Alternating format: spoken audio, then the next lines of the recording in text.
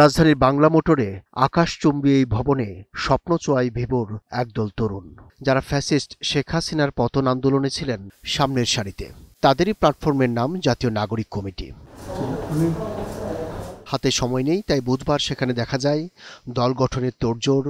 ছোট ছোট কক্ষে চলছে শেষ মুহূর্তের শলা পরামর্শ। একই ভবনে বৈষম্য বিরোধী শিক্ষার্থীরাও প্রস্তুতি নিচ্ছে নতুন দিনের। এই দুটি প্ল্যাটফর্মের আঁতুড়ঘর ঢাকা বিশ্ববিদ্যালয়, যেখানে কোটা আন্দোলন রূপ নিয়েছিল ফ্যাসিস্ট সরকার পতন আন্দোলনের, যার মূল অংশীদার এখানকার শিক্ষার্থীরা। তবে নতুন যে রাজনৈতিক দল হচ্ছে, এই নিয়ে তাদের মধ্যে রয়েছে মিশ্র প্রতিক্রিয়া।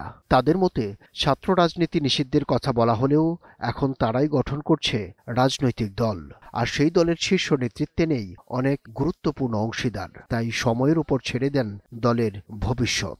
সবার আগে সেটা নিয়ে একটা এডুকেশন বা অ্যাওয়ারনেস তৈরি করতে হবে। তারপর মানুষ যদি বোঝে যে এটা আমাদের মতামত বা দাবির সাথে মিলছে, তখন মানুষ কিন্তু এমনিই রিচ করবে। বাইনারি রাজনৈতিক সিস্টেমের বাইরে বাংলাদেশ যেতে পারছে, এটা একটা ভালো সাইন যে আওয়ামী লীগ বিএনপি ঘরানার যে রাজনীতি সেটা থেকে বের হয়ে এসে দুইটা দলের বাইরে নতুন আরও দল ফর্ম হচ্ছে। এগুলো খুব ভালো সাইন, কারণ একটা লিবারাল সোসাইটিতে বা একটা গণতান্ত্রিক রাষ্ট্রে অনেকগুলো দল থাকবে। তারা ক্যাম্পাসের একটা সেন্ট্রিস্ট বা মধ্যমপন্থী একটা ফ্র্যাকশনকে আকৃষ্ট করতে চায়, যে না বাম না ডান, কিংবা একই সাথে বাম ডান উভয়ই।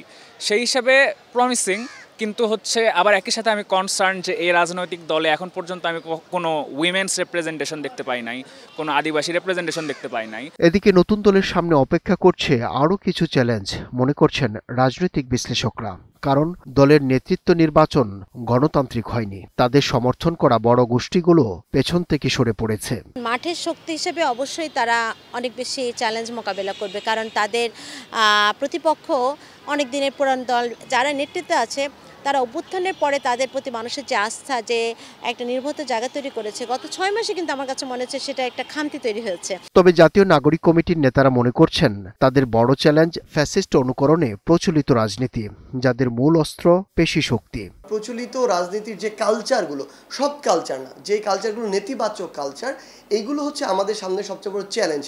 কিন্তু এই চ্যালেঞ্জটা শুধু আমাদের জন্য না, আমি একটু আগে বলেছি, এই চ্যালেঞ্জটা ওই রাজনৈতিক দলেরগুলো যারা এখনো এটাকে লালন করবে, যারা এই অভ্যুত্থান থেকে শিক্ষা নিবে না। শহুর সচেতন গোষ্ঠীর পাশাপাশি প্রান্তিক মানুষের কাছে কোন কৌশলে পৌঁছাবে ছাত্রদের নতুন এই দল, সেই প্রশ্নও রয়েছে। জাতীয় নাগরিক কমিটি বা জানাকের রাজনৈতিক দলটি এমন এক সময় আসে যখন পুরো বাংলাদেশ একটি বড় রাজনৈতিক পরিবর্তনের মধ্য দিয়ে যাচ্ছে।